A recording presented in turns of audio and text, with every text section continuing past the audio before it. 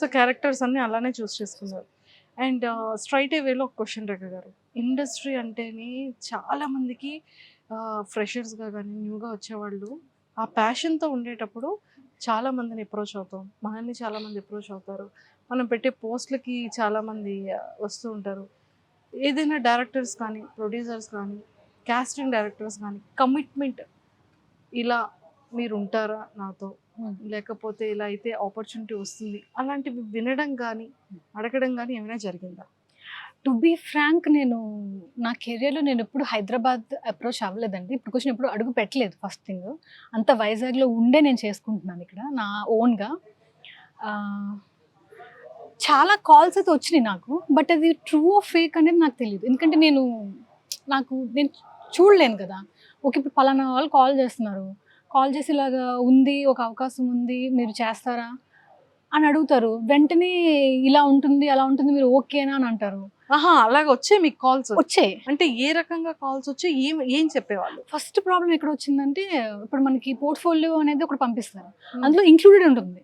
ఆహా, కమిట్మెంట్స్కి ఓకేనా లేదా నోనా అని.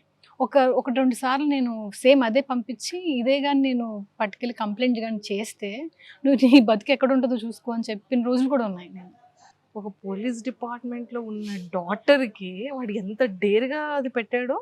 ఓకే, సో అది అంటే ఏ డిపార్ట్మెంట్ అయితే ఏముంది అన్న థాట్లో ఉంటారులేండి వాళ్ళు. అంటే ఇక్కడ నా బ్యాక్గ్రౌండ్ చూడట్లేదండి, ఇక్కడ నా ప్యాషన్ని యూస్ చేసుకోవాలి, క్యాష్ చేసుకోవాలని చాలా మంది ఉంటారు. ఇక్కడ నేను ఏ బ్యాక్గ్రౌండ్ నుంచి వచ్చాను అనేది ఎవరికి ఇంపార్టెంట్ కాదు. ఫస్ట్ థింగ్, ఈమెకి సినిమా అంటే ప్యాషన్, సో దీన్ని మనం ఎలా ఎన్కాష్ చేసుకోవాలి అనేది థాట్ ఉంటుంది అందరికీ. అనే ఫస్ట్ థాట్. థింగ్. ఓకే, అది దాంట్లో పంపించడం అనేది పక్కకు పెడితే, మీతో ఓరల్గా మాట్లాడేటప్పుడు, కాల్లో మాట్లాడేటప్పుడు ఏం అడిగేవారు? కమిట్మెంట్ అంటే ఏమని అడిగేవాళ్ళు? అది ఎవరి నేమ్ యూజ్ చేసేవాళ్ళు? లైక్ ప్రొడ్యూసర్ అంటే ఏ కేటగిరీ వాళ్ళు యూజ్ చేసేవాళ్ళు? అదే మేడం, అంటే నేను ఏం చెప్తున్నానంటే, ఇప్పుడు ఫలానా అని చెప్పేసి ఇండస్ట్రీలో ఒక బిగ్ బిగ్ నేమ్స్ అయితే ఏం చెప్పలేదు ఇప్పుడు కూడా. బట్ కొంతమంది అయితే ఇలా ఒక బంగ్లా రాసిస్తాను, నాతో ఉండు, సంథింగ్ ఇలాగా చాలా ఒక గత 6 years 8 years నుంచి నేనైతే చాలా చూసాను. నేను దుబాయ్లో బంగ్లా ఉంటుంది, లేకపోతే అదని ఇదని నేనైతే చాలా చూసాను. అంటే ఒక బిగ్ నేమ్స్ అయితే మాత్రం ఎవరు యూజ్ చేయలేదు, ఎందుకంటే వాళ్ళకి భయం మీన్స్ వాళ్ళతో పర్మనెంట్ గా ఉండాలి అన్నదా, లేకపోతే ఆ ఫిలిం వరకు ఇలా ఉంటే? ఫిలిం అని కాదు, అది out side of the films కూడా ఉన్నాయి ఇందులో. Out side of the films ఉన్నాయి, నేను ఇలా పలానా బిజినెస్ మ్యాన్ సంథింగ్ ఇలా ఇలా. ఓకే, అంటే అసలు ఫిలిం తో సంబంధం లేదు. అసలు వాళ్ళే బిజినెస్ మ్యాన్స్ ఎలా అప్రోచ్ అవుతారు? త్రూ మనకి ఫేస్బుక్ ఉంటుంది, త్రూ ఇన్స్టాగ్రామ్ ఉంటుంది. ఒక్కొక్కరికి మన నెంబర్స్ ఎలాగా పాస్ ఆన్ అయిపోతుందో తెలియదు. అది ఇప్పుడు కొంతమందికి మనం నెంబర్స్ ఇస్తాము, పిఆర్స్ అని, మేనేజర్స్, వీళ్ళందరూ ఉంటారు కదా, మరి అది ఎలా పాస్ ఆన్ అవుతుందో తెలియదు మనకి నెంబర్స్. ఓకే, ఈ థర్డ్ పార్టీ వాళ్ళు ఎవరైతే ఉంటారో వాళ్ళు ఈ మీడియేటర్ బిజినెస్ అనేది చేస్తూ ఉంటారు. అది ఇండస్ట్రీ కోసం అని అప్లై చేస్తూ ఉంటే వీళ్ళు దీనికి కూడా కన్వర్ట్ చేస్తున్నారు. Oh my god. Okay, so ఆ టైంలో మీ రియాక్షన్ ఏంటి? మీకు అంటే పర్సనల్గా ఈ కాల్ని మీరు అటెంప్ట్ చేశారు, కాల్ ఆఫ్టర్ కాల్ కట్ తర్వాత మీ మీ వే ఆఫ్ థింకింగ్ ఏంటి? అంటే ఫీల్ ఎలా అనిపిస్తుంది ఈ మాటలు విన్నప్పుడు? ఫస్ట్ ఫోన్లోనే పడిపోతుంది ఫస్ట్ థింగ్. వాళ్ళకి ఇలాంటివి చేస్తుంటే నేను ఎప్పుడూ బోల్డ్ అని సంపాదించేసుకునేదాన్ని, కార్లు కానీ బంగ్లాలు కానీ. దయచేసి నాకు ఇలాంటి కాల్స్ మీరు చేయొద్దు. ఎంతో కష్టపడి నా దగ్గర ఏదైతే ఉందో అదంతా నేను అమ్ముకుని మరి నేను ఇక్కడ స్టాండ్ అయ్యాను వైజాగ్లో. స్టాండ్ అవుతున్నాను, ఇంకా స్ట్రగుల్ అవుతున్నాను. ఇంకా దయచేసి ఇలాంటివన్నీ నాకు మీరు చెప్పొద్దు. ఇంకొకసారిగా నాకు కాల్ చేస్తే నేను ఏం చేస్తాను నాకే తెలియదు అని చెప్పి నేను ఆల్రెడీ రిటైర్డ్ ఇచ్చేస్తాను ఫోన్. దాని తర్వాత ఒక 15 minutes అలా కొంచెం మైండ్ డిస్టర్బ్గా ఉంటుంది ఎవరికైనా. సో దాని తర్వాత మళ్ళీ నా వర్క్లో నేను వెళ్ళిపోతాను. మీరు పర్సనల్గా ఇష్టంతో, ఒక ప్యాషనేట్, ఒక ఇష్టం, వీటన్నిటితో ఇవన్నీ అనిపించేటప్పుడు యాజ్ ఎ ఉమెన్గా వాట్ యు థింక్? ఇప్పుడు ఒక అమ్మాయి ఇండిపెండెంట్గా ఒక ప్యాషన్ పట్టుకుని ముందుకెళ్తున్నప్పుడు 3 things ఫేస్ చేయాలండి: మెంటల్లీ, ఫిజికల్ అండ్ ఫైనాన్షియల్లీ. ఎంత స్ట్రగ్లింగ్ అనిపిస్తుంటుందంటే మానసికంగా, ఇంకా ఎన్ని ఫేస్ చేయాల్సి వస్తుందో ఫ్యూచర్లో. కానీ I have to be strong, చాలా స్ట్రాంగ్గా నిలబడాలి నేను.